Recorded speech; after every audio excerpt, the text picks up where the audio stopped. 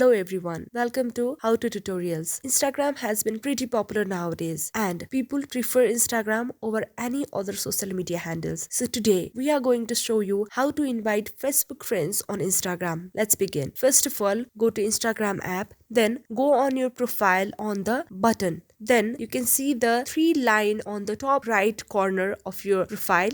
Click on the button, then go to settings. You can see follow and invite friends on the top. Click on follow and invite friends. Then on the last list, you can see invite friends via. Click on invite friends and then you can invite friends from Facebook and any other app as required. Click on Facebook and click on whatever newsfeed or your groups to invite friends. I hope this was helpful. If you find this tutorial helpful, don't forget to subscribe to our channel. Thank you.